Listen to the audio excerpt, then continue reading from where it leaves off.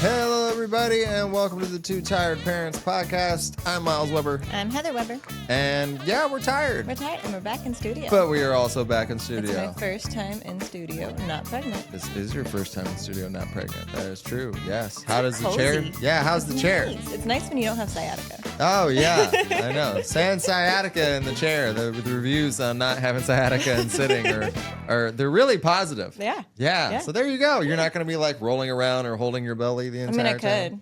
You could. I mean, yeah, if you wanted to. That would be very strange. It would. But yeah, it's good to be back in studio. Mm-hmm. Very exciting. Yeah. Also very excited for our guest today. Me too. That we've got on the call. So very excited. He's big on social media. You may know him from the library of all the places. Mm-hmm. Do you remember those? Those still are around, and you should really do everything you can to support them.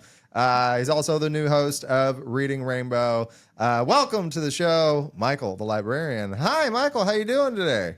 I'm doing as well as can be. How about yourselves? Thanks so much for having me. This is very exciting. Thanks for doing this. Yeah, we like the rest of the world, saw what was going on, and you're from Fairfield, and that's where we are, and so this worked out great.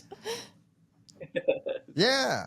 It is. No one ever knows where Fairfield is, so I'm very glad that we all even know about Fairfield, let alone go throughout. Maybe we should have worn our 707 hoodies. Yeah, we should have worn the 707 hoodies today. Yeah, I know. Because, yeah, I've got the tattoo of it. If I could roll this even up here, the 707 it's tattoo. There. Yeah, it's there.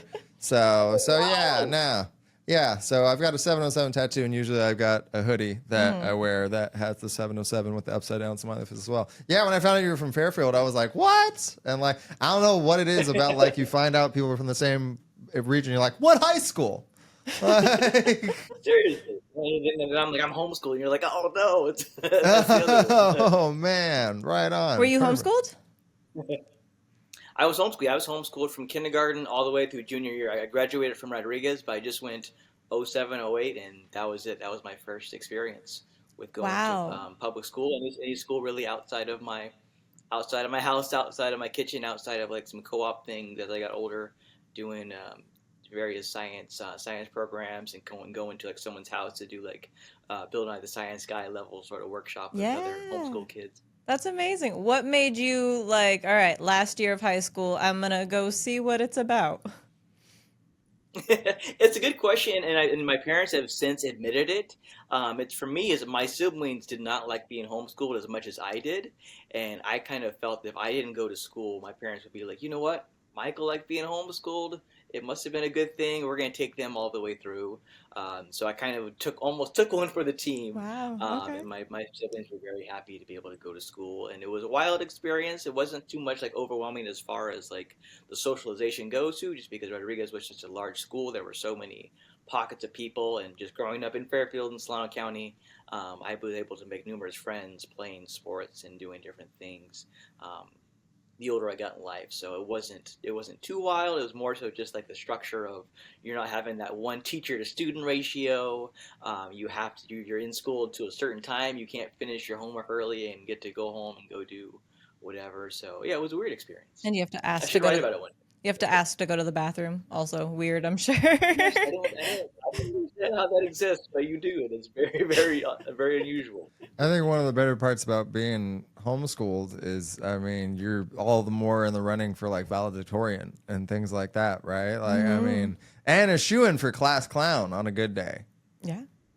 Exactly. I mean, I only had 2 students to keep up with, so the odds were definitely in my favor. Oddly enough, there wasn't a lot of like the best attendance. My mom would take us out of school and go do some fun things every once in a while. So we never had any attendance records, but we met the mark. There you go. I love that. That's so cool. That's awesome. So unique for 1 year of like actual like in public school. That's amazing. Absolutely. And I mean, like, I love the concept because I mean, we hear so much about people who get homeschooled. And they're just like, oh man, people who homeschool can be like socially awkward. Like, and I couldn't think like a more untrue thing about you. Like, you have such like the biggest ray. You're like the sun from Teletubbies. Like just this, like your face comes on the screen anytime I see it. Like whether it be on your social media or wherever we see you, and I'm just like, look, there he is. Yeah. Like, and just, yeah. So the concept of just like, oh, you were homeschooled, so you're probably not that much of a social butterfly. That's that. I mean, how? What's your experience with that? Would you say you socialize well? You seems like it. I think I've learned to. I've always been introverted and very shy. I would say I was painfully shy as a kid. I was able to make friends as I got older, but definitely something I struggled with as a kid. I think that's a big part of my love for the library is book characters were my good pals, and Encyclopedia Brown and the Wayside School kids, the Bailey School kids, the Chronicles of Narnia kids, the Great Brain. All these various stories were my first friends. So it was hard for me to socialize. And I think as I've done more things in my various roles, I kind of like have forced myself to get used to it, and also just as I've like come to terms with my own mental health struggles, as much as one can in this wicked world of ours. I think what it really does, it just helps me know like how to socialize, how to respond to people, and I just happen to really like people's stories. I like listening to people's points of view, so I think it helps oftentimes. Like it's just to listen to people, and you happen to see me on social media talking for anywhere from 1 minute to 90 seconds, and I'm like, okay, I can do that much. I can talk for 90 seconds at a time, and then pass the baton on to somebody else.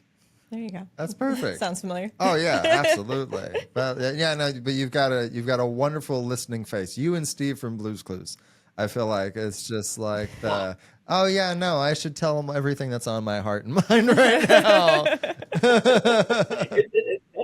That's an honorable barometer, and I will take that, and I appreciate that. I think as I've met people more and more over the years in libraries, out of libraries, I actually have some people come up to me, and just almost in tears and just talking about their stories with mental health struggles or one of their loved ones struggles, and it's such a it is you do feel very vulnerable. You feel kind of you kind of feel you just feel very afraid. You don't know how to feel in those moments when people are saying that to you. But it's just like, you know what, the fact that this person trusts me enough to talk about their story openly when they don't know me apart from on the other side of their screen, it means the world to be able to share that with someone and encourage them to keep on going Mhm. one day at a time. So if my listening face helps with that, I will take it all the time. I think I would respond like, you don't have to cry, but obviously I don't mind if people cry at all. I just don't want them to have to cry if they don't want to, because crying takes a lot of energy out of you from yourself being Absolutely. too tired. I'm sure you can relate. Oh yeah, I mean postpartum right now, crying takes a lot out of you for sure. Wow. And I'd imagine like I can only relate it to the comedy world, but like he was saying, you are such a ray of sunshine for people and on social media. Do you feel like there's a pressure when you are dealing with any mental health struggles because you are such a ray of sunshine to people? I don't think it's a pressure from being considered a ray of sunshine. I think it's more pressure from me having acknowledged my moments, my bouts with severe depression and wanting to take my own life.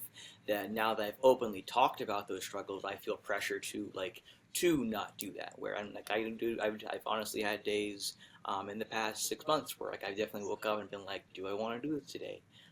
Would the world be better off without me?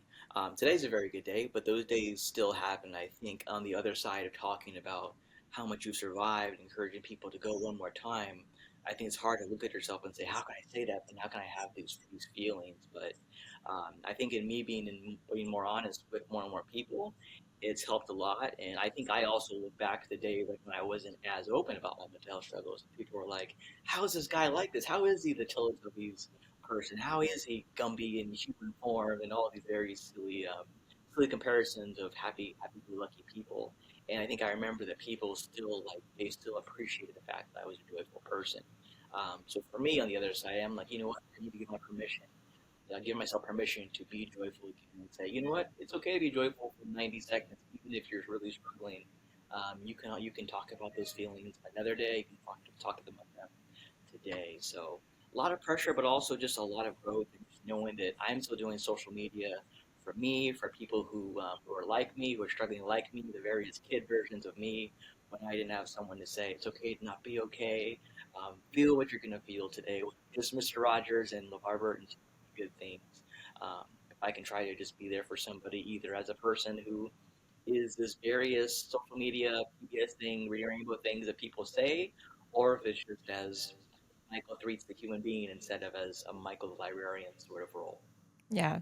Well, and I think that's a beautiful thing of you being honest because it does show both sides of of the coin, right? Like they're seeing you on social media, and if you're in person, they're seeing you as a happy person, but also you're sharing the yeah, but it's not always like that, but it can be like that, and so it does, I think, give people hope when they are in those dark times of like you can get to that point, you can have those days. Just stick around, see what tomorrow's like.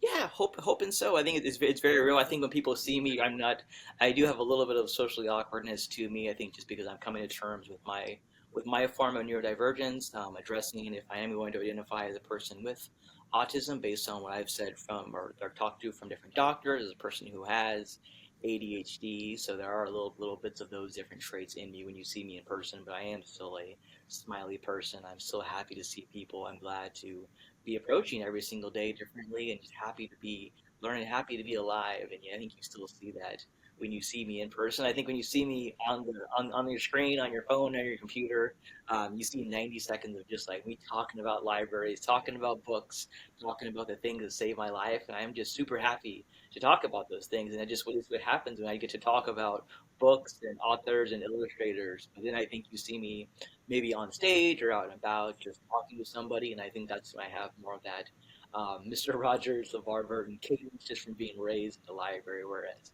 on social media, I think it still is that cadence. It still very much exists, but I can't help but get more excited the more I talk about one of my favorite things in the entire world. It's a beautiful thing, and beautiful that's something I feel like that you get to do, like you said, but also I feel like now it's coming to you more. I'd imagine you're getting more people like sending you different avenues when it comes to their books or illustrators or anything to open your eyes to. So it's like your job that that people are just throwing everything you love at you right now, It's a good place to be. right? Right? Absolutely. Is there anything about like growing up in Fairfield, California, like the community here that we grew up in, that kind of helped shape your mission at all? Very much the Fairfield Civic Center Library. I worked for Solano County Library from November 2013. I'm sorry, cats are trying to join me. I worked from November 2013 to March 2024. But way before that, I grew up in that library. That's where I always at. This one's Machine Gun Kitty. I was always at the local library. So it's right by the mall. It's where I was homeschooled. My mom would take me and my siblings there, if not every single week, every single day. So that library means the world to me. To the fact that I worked for that library, that I ran that library for over a year, it's pretty incredible. But I was also that kid who was just literally running around the city. My dad would go run for anywhere from 5 to 7 miles, and me and my siblings would be on our scooters, on our bikes, on our roller skates. I grew up running around the whole city. I remember I used to go trick or treating on Halloween in the various Rancho, Castle Rock, different places, and they would be like, "Hey, are you that kid who runs around the city all the time?" So I definitely covered all parts of Rockville Hills, going up to Vacaville, Pina Adobe, all those different places. So I think Fairfield is a city. I mean, the Jelly Blade Factory, I've taken that tour way more than any person ever should. I love I that had facility. my birthday there So one yeah, year. did you? That's it was always either Jelly Belly Factory or Chuck E. Cheese. Yep. Yeah, they're not far from each other as Yeah, far as they're in right Fairfield across the freeway. goes. Yeah, exactly. On Yep. opposite ends of the freeway Good from old, each other. good old Charles Entertainment Cheese. Absolutely. Yes, newly renovated, not as creepy as Hmm. from when we were kids. So, No, yeah. that's what I hear. I haven't been in a long time, but I hear that it's a new look these days. Yeah, yeah, they definitely updated it. They're not keeping up with Disney by any means, but they're doing good work. Yeah. Right on, man. So being in the library as often as you have been throughout the span of your life, you're around kids pretty consistently, I would say, right? Like, is there any? Because I know sometimes like parents have a hard time getting their kids with, sometimes the kids like, oh, I don't like to read. Like, is there any advice that you have for parents who are struggling to get their kids into reading? Yeah, you know what? I always tell them not to get discouraged. I mean we definitely have a literacy crisis these days. Literally have a problem with reading, but I think we still need to encourage parents, grown-ups, guardians, educators more and more so that there are still so many kids who are in libraries all the time. There are still so many kids who are literate, but there are those kids who are struggling. Who knows why they're struggling? It could be that they're autistic, they have ADHD, they're dyslexic. All these other things that are limiting their ability to read to the best of their abilities, and possibly they're reading at the best of their abilities. And I think in a world that says you have to read at second grade level, you have to read at third grade reading level, and so on, what we do is we scare a lot of people who are taking care of these of all these library kids, and they're hyper focused on fourth grade when this poor kid is in kindergarten, first grade. They're like, no, we have to read all these books so you'll be ready by fourth grade. But I think when it comes to reading, reading has always been supposed to be fun. It's telling stories and various things. If you like a mystery, if you like a sci-fi, if you're a kid who loves dragons, if you want to read about basketball, about princesses, about cooking, gardening, whatever it may be, there are those books out there. And if we just focus on the fun aspect of reading, on that contagious excitement of picking up the next book in the series, finding a new book just like the one you just read, reading the books that your friends are reading and just doing your best. There's so much that goes on with when you just try to make reading fun. When you don't say yes, you're at 1.2 reading level, you're at this AR level. No, we want to say yes. You can still read this book. You can reread picture books. I'm an adult who has a full sleeve of a picture book character tattoos. Picture books are very much for all ages. And I think the more we focus on that while saying, you know what, yes, we're at the library. The library, as far as I know, there's no library, at least in America, that only lets you take out one book at a time. Yeah. Usually you can take out up to 50, 75, 100. So let them take those grade 4 reading books, but they still want to read Dogman. Let them keep on going because they've identified reading as something that they want to look forward to, and that's something we should focus on. We should amplify. We should encourage them, but also read alongside your kids. There's so many kids who are reluctant. They're struggling, and they don't see their mom, dad, their uncle, their aunt, grandma, grandpa reading. So they're like, oh, reading just isn't for our family. It's not something that we do.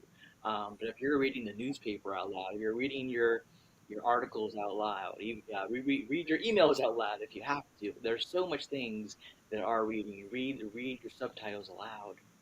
Read with them. Talk about books. Talk about stories you love. You make it so that it's something that they're like, okay, this person that I look up to that takes care of me, they're emphasizing the importance of reading. And also, I could go on and on about different ways. There's so many different formats. It all counts. So manga, graphic novels, comic books, ebooks. The importance of ebooks and audiobooks is so controversial when it comes to people. But for them, if they learn to read, so often there are so many books where you can read physically and listen to the audiobook at the exact same time. And you're learning all these new words together at the same time. Sometimes you build more confidence as you're hearing someone talk to you about the story at the same time. You start mirroring what they're doing. And you're like, okay, now I can read. It was only hard because I didn't know what this was saying. And now I can use my sight or my whatever it may be. If this child is blind, they're using all these senses to the best of their abilities, and they're learning at the same time because every reader's brain is different, but every reader's brain is capable of identifying and falling in love with these various stories. Yeah, I love that. We got our son the leapfrog. And so what you were saying about like listening to it, but also getting to see it. And so that I think has helped him a lot being able to do both ways, especially because for him, anytime we're homeschooling him and anytime I'm teaching him, he is definitely a kid that needs to hear it and see it. Like he can't go off of just one. And so that's such an important thing, like you were saying, of being able to hear it and see it as well. I love those leapfrog devices. There's so much fun because they look very much like a toy. So kids are like, what? I get to do this and I get to satisfy what my grown-ups keep on bothering me about all the time. This is so cool. And I think another thing is, yeah, keep on going, is the library. I mean, we're in Fairfield, we're in Solano County. A lot of the branches have read to a dog, not read to a cat yet, but they have read to a dog programs where you can go to the library, your kid can pick out a book, and there's a dog that's sitting there in the library, and they just sit or lay down, and your kid just gets to read aloud Oh, that's to the dog amazing. for 15 minutes, 20 minutes, and kids are just like, a dog, and I get to read to this dog. This is so much fun. That's amazing. I love that. Did you know that was a thing? I didn't know that was a thing. That's That's amazing. brilliant. Oh We my God. have near us in Benicia, they have, I think, once a month an ASL story time at the library. And we've Oh, wanted to go check that out because I know sign language. Miles has learned quite a bit, but our son's starting to sign too. And so it's Yeah. like, oh, that'd be a fun outing to do where you learn it in a different way. man, that's really cool. I've always wanted to learn Spanish and ASL. I was children's librarian in Vallejo, and there's kids who are deaf who utilize sign language everywhere. But I know there were classes full of kids in the various Vallejo schools, and I always felt bad that I couldn't sign the story to them, and I just have procrastinated. But I need to prioritize it and start learning the basics and not challenge myself too much and say just try. So I may have to visit this story time myself just Yeah. to learn American Sign Language alongside everybody else. Yeah. Yeah, I mean, I think it helps having something alongside the story in some capacity. That, I mean, visually, sure, but I mean, if you tag on like learning a new language like American Sign Language onto it as well, I think that increases the intrigue, like you were speaking to, which is just like find different ways to add something to the reading, so that way it's not just like, oh, read this many books by this amount of time. Where it's anytime somebody's forced to do something, they don't like doing it. So I mean, I think that definitely helps that. But also, like you had said, reading with like sitting there and reading to your kid. That's something that seems so foreign to so many people. But we read to our son Robin like almost every day I mean, of his almost life. every day, even when I was pregnant, we'd Yeah, read to him, and then every day of his life, like at least a book. at least one book, at least one story. I mean, So and yeah, the amount of books he has, most of them insane. hand me downs. He easily has 200 books. Yeah, Easily, we easily. have two. Wow. He has two Yeah. bookcases full of Yes, books, and yes. He's he's been got willing to Oh, give his sister 10 of them. Yes, yes. Yeah, he's parted ways with 10 for his sister. So, yeah, we're man. trying to keep her on the same train of reading with her. But even when he was a baby, I read him The Alchemist. That was like my book. That was like, I love this story. And I mean, like, yeah, who cares if it's advanced? I just like telling it. So yeah, no, I think all those things make sense. You That would go definitely helps. live on TikTok with him wrapped to you because he was Yeah, still a baby, that's and you right. would just read The Alchemist to him Oh, and everybody on TikTok that wanted to stop and Yeah, if listen to The anybody wanted to Alchemist. stop and listen to me read The Alchemist to my oh kid, it was like a little man. thing. So yeah, I'll have to start picking up It's a and doing peaceful that time again. for everybody. You should. That's awesome. I love that. Go Yeah, back to it. I know, right? We're gonna run it back. Perfect. There we go. It's being around kids as much as you are. Is there any time you've heard like a kid say something really, really silly, funny, or brutally honest at the library? Oh, all the time. I feel like most of my earliest stories on TikTok and social media were the brutal honesty of library kids. I've actually been resharing a lot of them on Facebook. I Like saw your these one very about the kid in Vallejo, and I was like, yeah, that sounds about Vallejo. Yep. the one who called me baby boy. Yeah. Yes, yeah, the kid who I sat by them while they were at their Thanksgiving feast, and they had a bunch of pie. I was lucky enough to score an invitation to the kindergarten feast, Thanksgiving feast several years ago. One of the kids I read to was like, "Can you sit by me?" And I'm sitting by this kid, and they have their pie, and I'm like, "Is it good? Is it pumpkin pie? What's your favorite?" And they just pull it closer to them. They're like, "If you touch my pie, you have me all the way messed up, baby boy," which is very much Vallejo energy. And I had never attempted to take a book from this child. Never had pie with this kid ever before. He just saw me sitting there in my librarian cardigan, and was like, I don't know about this guy. You were a He's threat to asking their about my pie. pie. Game over. And those things happened all the time. There were so many kids at story time in various places who would tell me that their mom was pregnant, and their mom was like, they weren't supposed to tell anybody that I'm pregnant. It was supposed to be a secret, but I guess they trust you. So I learned about many a baby before the moms were ready in the all the time. I mean, the kids would have me do these various dances. I remember to this day there was a kid who had me do the Fortnite dance, showed me how to do it. I matched them move for move. They were like, Mr. Michael, that's the worst Fortnite dance I've ever seen. You should never dance ever again. I've never forgotten that to this day. That's just a little bit of who they are. They would just talk to me about all sorts of things. I think I've always enjoyed like conversations about my hair with library kids. Like right now, it's in a very very frizzy state, and there are kids who will have like a nice buzz cut, and they'll be like, "You need to cut your hair," and I'm like, you know what? I maybe I do, but I like it this way right now. And they're just like, okay, that's fine. I would just let you know. Whereas with an adult, that conversation is so totally different. But as a kid, you're just like, you know what? They're not saying these things to hurt me. It kind of does hurt sometimes, the brutal honesty you're referring to. But you know it's not coming from a place of malice. It's just that they're in the state of imagination, of discovery, and they're like, this is what I noticed about you.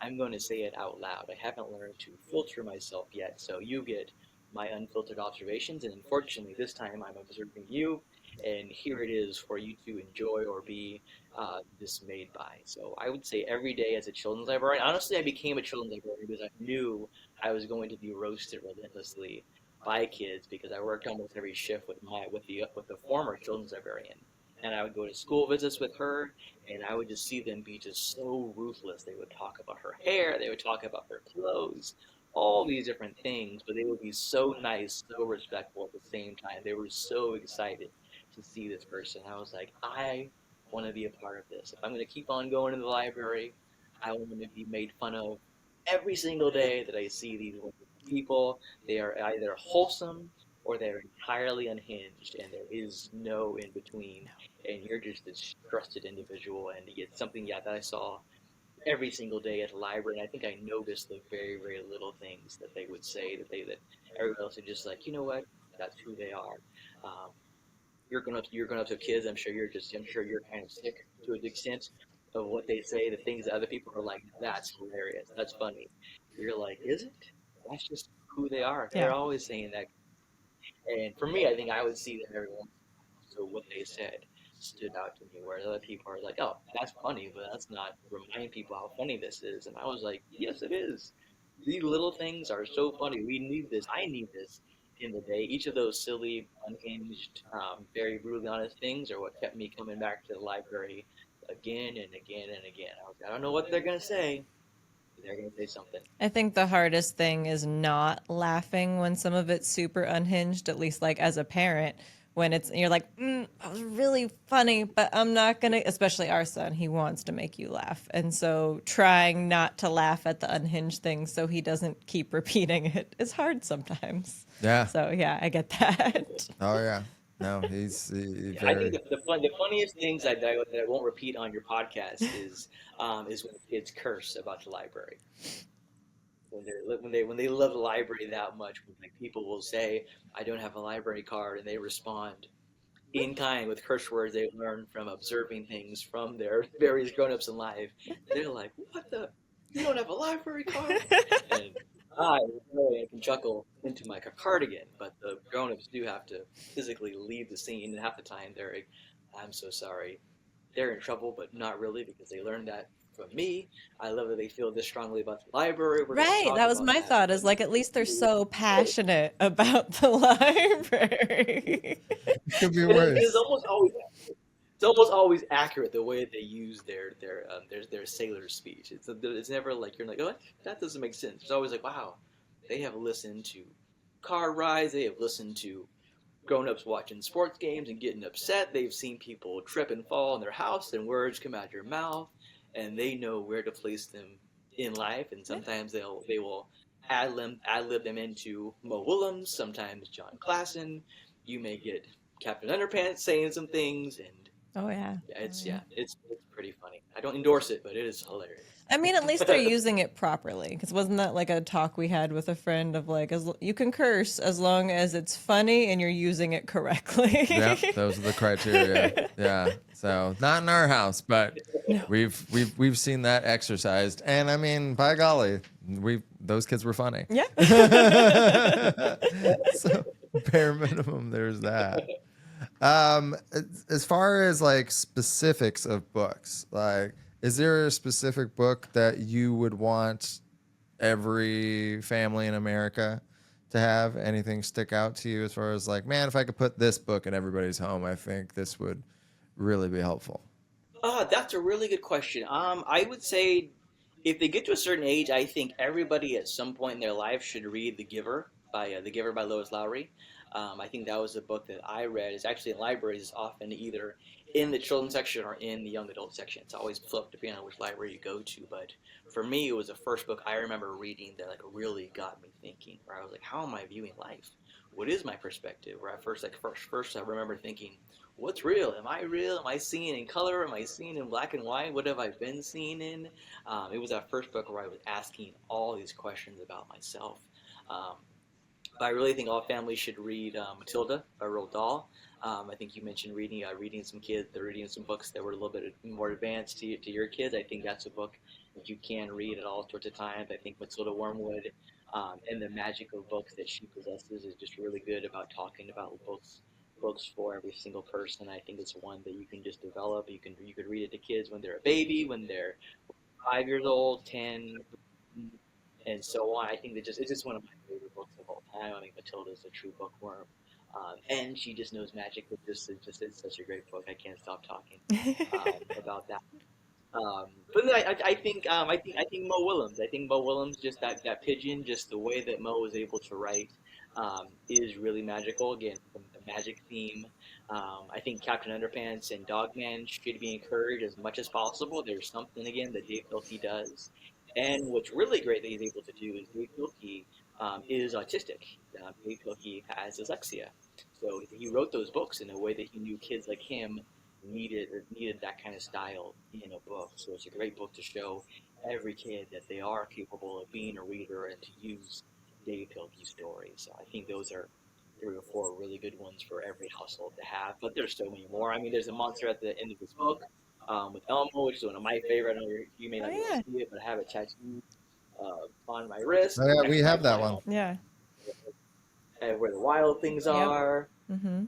I have a bunch Richard Scarry, Apple Car tattooed. That's amazing. Car tattooed. All sorts. I tend to eventually use my arm as an example of books that I think all sorts of readers should have access to. That's amazing. We were reading the monster at the end of the book, Yeah. and when it like says don't like turn the page or like stop here, my son was like okay, and he just closed the book and listened. It's like, you don't want to finish the book? He's like, no, it said not to. I'm like, I mean, yeah, that's true. Stick the situation now. The times when he picks and chooses to listen. It's like you listen to that, but not like we were trying to get you to eat dinner. Like that's not gonna happen. Like okay, but Grover. I mean, yeah, maybe if it was Grover telling him to eat, he'd probably we'd stand a chance. You know what's funny is when I was a children's librarian, that was my favorite book to read aloud. It was a monster at the end of this book, mainly because of what you just described. Is there was always one kid who was like your kid who was like, oh, don't turn the page. Yep. That's it. And I would have to try my best to get that kid to agree to continue with the story. And there were some kids who were like you said, Grover said no. Grover said we can't keep on going. And I would have to end story time. And there was always one kid like that. And it was that proverbial challenge every time I did that one for story time. So I respect the kids just like yours who listen to Grover at all costs. Right, that's so funny. Our son loves Silly Goose by Kimmel, right? That's Kimmel. Oh yeah, I Jimmy think. Kimmel, yeah. Yeah, and that one I think is so good because it is interactive for kids, Yeah. because the goal is for them to try and make the goose laugh, and there's the picture of the mirror in Little there. mirror. And our son will spend like 5 minutes on that page with just him looking in the mirror doing all the things. And I think that's one of the funnest like interactive books you can do with a kid to get them engaged in it. Absolutely, that one's great. Especially, yeah, you got, and that book is all about the cell. Like you gotta, it's a silly goose. Yeah. Like you can't just bring half-mass energy to reading. So that's so much of it is the delivery. So, but yeah, no, I could only imagine you reading the monster at the end of this book and just trying to stay like energetic with this kid. It's like it said no. That's just. Nope, that's what we're doing. We're not doing it. It's like, come on. So yeah. Have you guys read the book with no pictures by B.J. Novak? Oh no. No, that I love happen. B.J. Novak though. Yeah, you should try it. It's very similar to Without Pictures, hence the title. It's very similar to the monster at the end of this book, where it's all about the performance, all about a matter of you. Like the premise is the adult, the reader, has to say what's ever on the page, and of course it's BJ Novak, so he has you acting like a robot, making all these noises. You say fart and things like that a couple times, and kids just lose their Oh, mind that's whenever you amazing. read I love that. that. And I think I've seen that in stores too, but I And the didn't know if stores Robin was ready have the for same it. But thing. yeah, that now for sure, especially because he's starting to read. Yeah. Because we started off with books where we would have him just look at pictures and tell us what he thought was going on in them, like on top Oh, of reading to him. nice. And I think because he was doing that for so long, it got him interested in like learning what the words actually said. And he's like, all right, I've used my imagination enough. Now I'd like to figure out how to translate this. And so that was a good way to do it. Absolutely. Nice. I love that. Yeah. Well, he's he's a smart kid. Too Doing all smart. right. Too Yeah. smart. Too smart for his own good. Talks a lot. So, and has been for a long time. But I mean, again, I equate that to like just the reading to him every day. Like, I think that really does make a lasting impact. Cause I don't know if people get a misconception about like how much you have to read to your kid each day. It's just like, like 5 or 10 minutes could go really far. They've got all these books Yeah. now where it's just like 5 minute stories and like, some of them are 4.5 minutes, but we're not going to split hairs here. But yeah, just a few minutes a day. Can you speak anything to just the benefits of reading to your kids 10 minutes a day, or even trying to get your kids to read for 10 minutes a day? Yeah, I mean, there's literally various websites and things that the campaign is 10 minutes, like you just said, read 10 minutes a day, read 15 minutes a day, because it just again it emphasizes that importance for these kids to know that yes, no matter what, we're going to find time throughout the day to read aloud, because it's something where I mean, what they say to build a habit, it takes 2 weeks. So if you start reading to your kids from the very day that they're born to the day they arrive at the hospital, that's all they've ever known is to read. They know that it's just something that you get to do in life. And I think it's the greatest privilege to, it's almost the greatest privilege to take advantage of the fact that you can read, that you get to read, where you're just like, yeah, this is part of my day. It's Monday, but it's not officially Monday until I've read out loud with my grown-ups, with these people. And for you, it's just something to bond. It's something to come together. It's something where everybody is realizing that there's hope, there's peace, there's joy in reading time. And again, it's something that's so simple. It's saying, you know what, I'm not taking away your hour of TV. It's only 10 minutes. There's almost that much. There's almost that many commercials at this point. There is no hour-long segment. It's just something we're going to do before or after, almost like a quid pro quo. Like, hey, do your homework, do this and that while we're reading. And I think that's the best part is you can read whenever. You can read while you're doing chores. You can read while you're outside, while you're inside, wherever you're at. And it's so great, it's so necessary, because the earliest form of stories, of storytelling, is oral. It's oral storytelling. They didn't have paper, they didn't have this and that. They would tell these yarns, these various tales out loud, at the fire, at the this and that, depending on which area you're at in history. And it's something that we've always had. It's something where, like, kids also, the more that you read, even for those 10 minutes a day, I don't know if your son does this, but they start to narrate their day. They start creating their own story without even realizing that they love to make up a good story, like you said, with your technique of identifying things with the pictures at first. I'm sure in their little kid brain, they're like, oh, this is a game, this is a puzzle, how am I going to make this connection?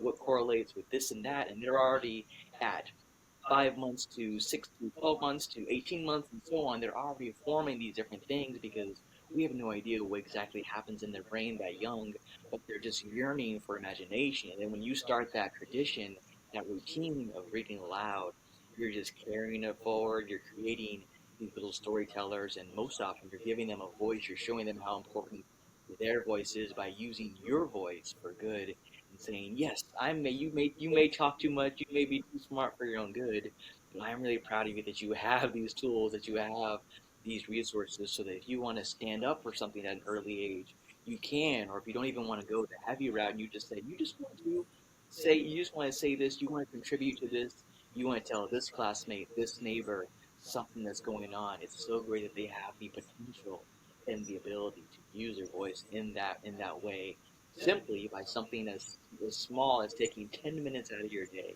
to tell a story, to read aloud, all sorts of things, picture books, chapter books, graphic novels. It's so simple. It's something that everybody can do. If you're not blessed to have so many books in your house, you can look at the wall, you can look outside, you can people watch wall of versions of gossip and tea and the such.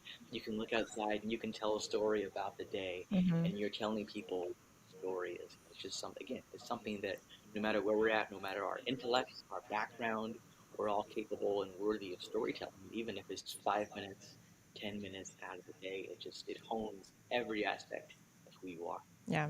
Well, and I think there's even something on the parent side of it because I know before we had kids, I read way more than I do now. Like I read a lot of kids' books now, but as far as like books for myself, few and far between. I have a lot. And but I think as a parent, it gets so hard at times to be fully present with your child. And I think that's one of the beautiful parts about reading to your kids is you can't think about something else while you're focusing on reading the story to your, son or daughter and having that conversation with them. And so I think there's also the beautiful side of that to bring parents back to where they are in that present moment when they're reading too. Absolutely. Yeah. No, I mean, like picking the good book. It's always very important. I think absolutely. I think we're winding down though. We might have, unless you have any more questions, we can get to that because I know we got a lightning round. Yeah, I was ready for lightning round. Yeah, we can do a lightning round. We got a few like quick questions that we want to ask for you. So I mean, like this lightning could be as fast as you want it to be. It could be as slow as you want it to be. We don't like to put pressure on our lightning here for it to. So at your leisure, what's a book that you love but you were embarrassed to admit at first? Oh, I'm already slowing the lightning down. Probably Nancy Drew. I had to really tell myself that it was okay for me as a boy to read Nancy Drew. And I like the Hardy Boys too, but I've always loved Nancy Drew more than the Hardy Boys. And it took me longer than I like to admit that I told myself that was perfectly okay.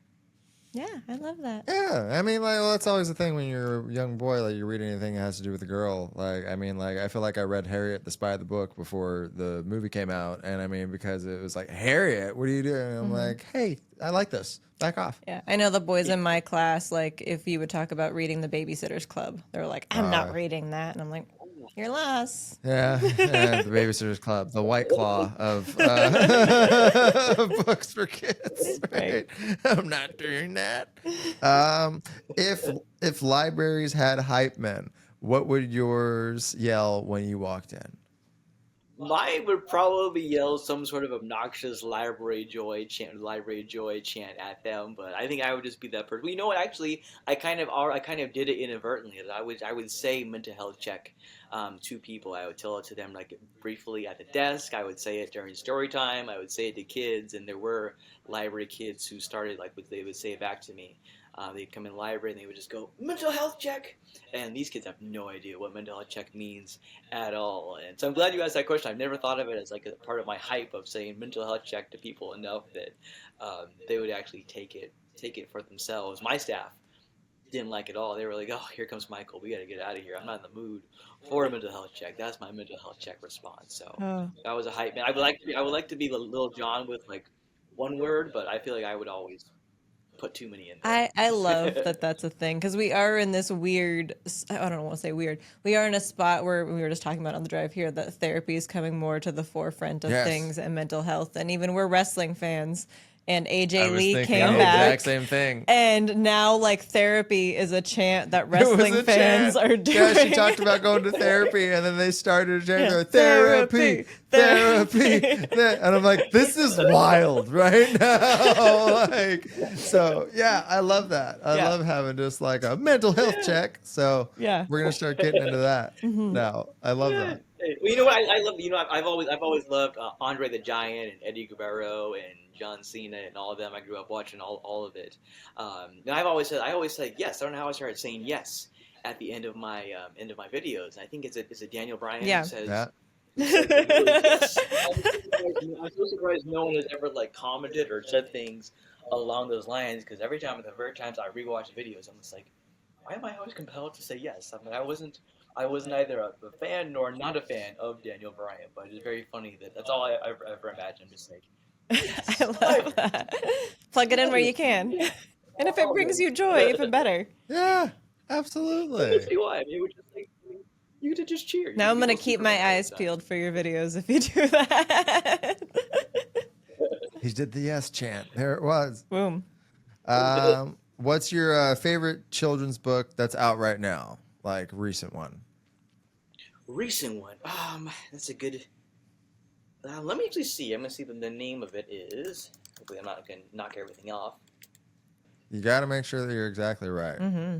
We will hold it against you if you're not. Mm-hmm. I can't find the name of the book, but it's by, and I won't give it away just because it just won the National Book Award. But it's by Daniel Nayeri. He just won the National Book Award for youth literature, um, and it was such a great book. So I think everyone should read that book. But you can never go wrong with Jason Reynolds. Jason Reynolds will always be one of my favorite current authors of all time. Rand Telgemeier wrote. She wrote Smile. She wrote Guts. She and Scott McCloud just released a book called The Cartoonist Club not too long ago, and I got to go to their tour. It was actually the first time I ever got to go to Canada outside the United States. I got to see Raina and Scott talking about the Cartoonist Club, and just to see everybody just having so much fun, so excited, asking questions and creating their own stories with the authors and illustrators.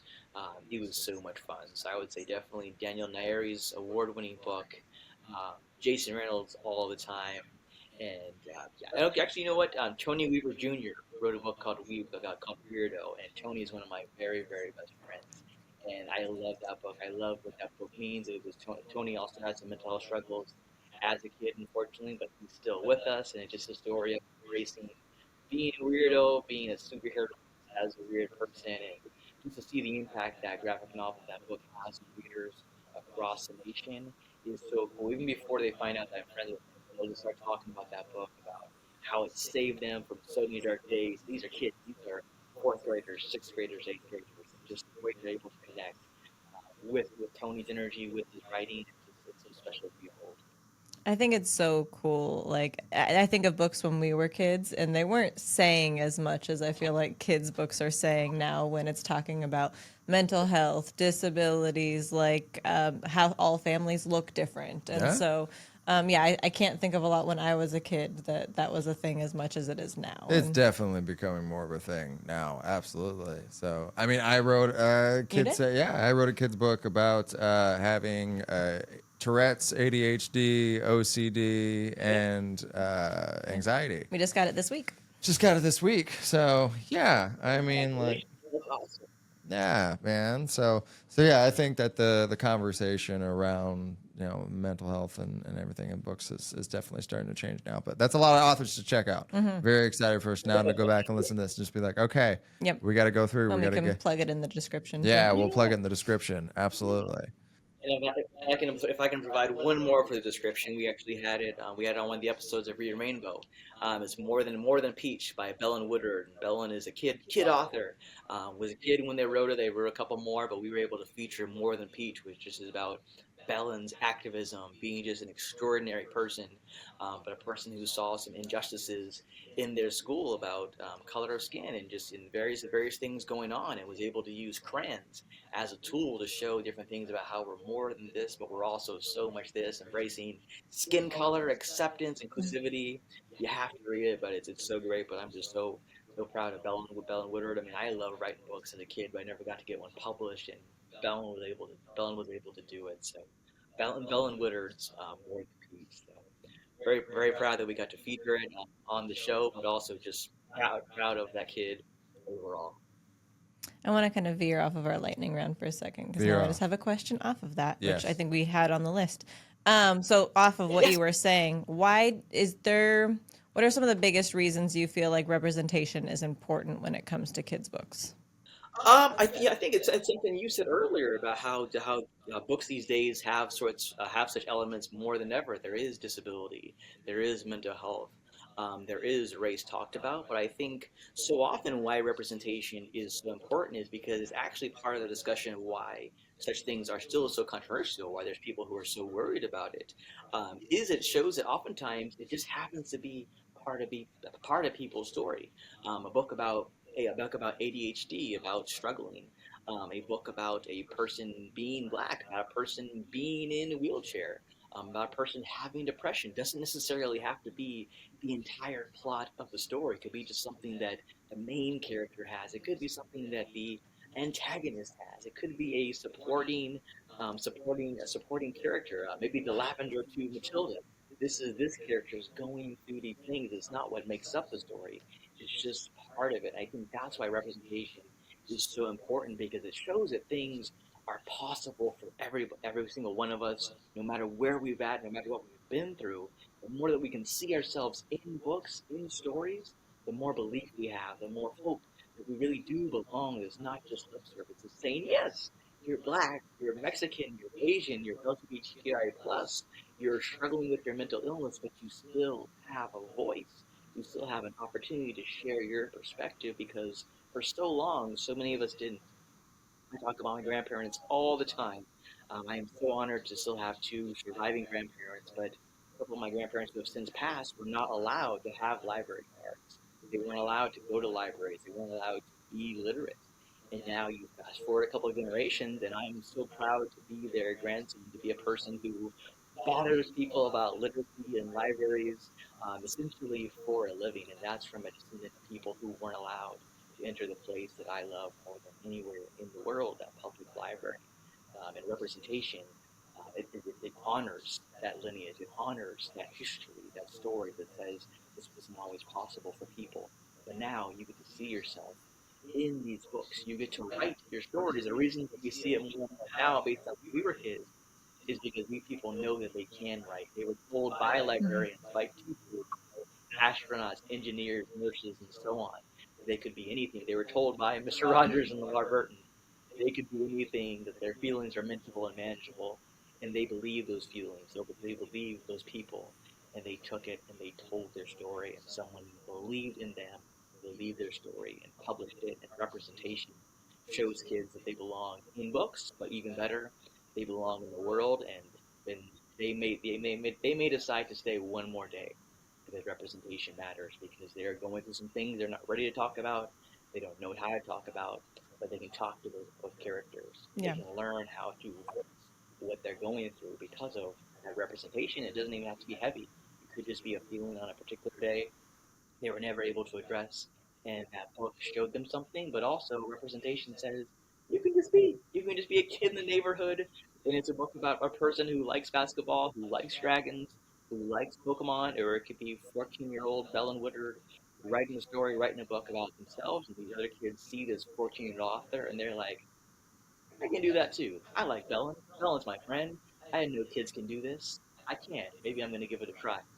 The bonding, I think I can speak of like kids growing up in the 90s. The bonding when you find somebody that likes the similar things as you, books. It was our generation was Pokemon. There was the Harry Potter books were coming out then. There was so many things that you could connect with other kids on based off of that, which is so important, like you're saying, to find, people that you feel comfortable with and you see yourself in is so huge. So yeah. Well, when you're a kid, I mean, it's like stepbrothers. Do we just become best friends? It's like, yep. And Yep. it's just like, oh my God, I have purple shoelaces too. Isn't that amazing? Like, I mean, so yeah, like it's just like one thing instantly. You're just like, oh man, I'm sold on this kid. This kid's Yeah. great. I Yeah. didn't know about him on Yeah, site, but like right away. yeah, Um, yeah. No, it's. I mean, I think it's that connection as people like yourselves, your guardians, your role models to your kids. I try to be the best version of that to kids who I encounter, and it's something that you see where you get to use books as that connecting piece. This is something where you could encounter a very shy kid, and I very much relate as a very shy kid myself. And they'll be sometimes they're like say hi, and they're like they won't say hi, and I'm like it's fine. I'm a stranger. They're having this day. I know how it is. They don't have to. I can see them. I can see them trying their very best. But then you see these kids wearing Pokemon shirts, wearing Dogman, wearing wearing K-pop Demon Hunter shirts and whatnot. They're wearing Spider-Man, and you're like, hey, that's a nice Spider-Man backpacker. That's a nice this and that. That's you like the Warriors. That's super cool. I'm a big fan of Stephen Curry, and they're just like, you like what I like, and they just start talking a little bit more slowly but surely, and that's what kids do often through books, where you see those things. You see they're making a K-pop Demon Hunters book. There's so many Pokemon books. There's Studio Ghibli books, and you get to say, hey, you like this, you like that. You like Spider-Man? You like Daniel Tiger? Here's a book about Daniel Tiger. Here's a book about Pikachu. Here's a book about Sonic the Hedgehog. all these things. And I think that's like the beautiful piece about representation in books, and just really just whatever gets you going, whatever makes you feel not so alone, is that there is a book about that. There's a book about everything. The whole Dewey Decimal System covers a whole range of topics nowadays, whatever a person happens to love. And you could just say, hey, I bet you didn't know. You've always said, I don't like reading. The library's not for me. Did you know that there's this, there's that, that there's a book about Carmelo Anthony, there's a book about by Malala, Steph again, Steph Curry's written books, Kobe Bryant had written books, all these different things. All their heroes are typing up books. There's books about Taylor Swift. There's books about Beyonce. There's books about everything. And it's so cool to be able to do that. Us. Perfect. Awesome. Wonderful. Well, we're coming up on time, Michael. So we're going to go ahead and we're going to wrap things up today. But why don't you go ahead and let people know where they can follow you on social media? Yeah, you know what? So I'm on social media as Mychal 3TS. Mychal, the way I spelled Mychal, the number 3TS, T as in Tango, S as in Sam. Those are not random numbers and letters. My name is Mychal Threets. The 3TS is my last name, so basically my username Mychal Threets. Or you can search Mychal the librarian. I tend to come up. And please follow and support Reading Rainbow. It is available on YouTube under Kidzuko. We just want to remind you that you are the wonderful readers that you are. And yeah, just anywhere there are library people, you'll find me in some way or format. And I so appreciate you guys taking the time out of your day to have a conversation with me, to talk about unhinged library kids and so much more. And hopefully I get to run into you in Fairfield somewhere, maybe a Costco or something. I Yeah. know, right? Maybe Yeah. we'll be slumming it in the mall. We'll be mall rats one day. In the mall, but also when Miles has local shows, we'll let you know because hopefully that'll be in Fairfield too. So Yeah. I'm trying to shoot a special in Fairfield next year, so I'm doing what I can, Yeah, try and see what please. I could do to make that happen. So yeah, I'll let you know what's going on, man. So absolutely. But thank you for taking the time. We appreciate you. Safe travels, and thank you for watching and listening. Sound off in the comments about your experiences at the library and books that you liked as a kid, books that you like as an adult. What book do you think every adult should read? Let us know in the comments, and we'll hear from you next time. I'm Miles Weber, I'm Heather Weber. and this has been the Two Tired Parents Podcast. See y'all later. Bye.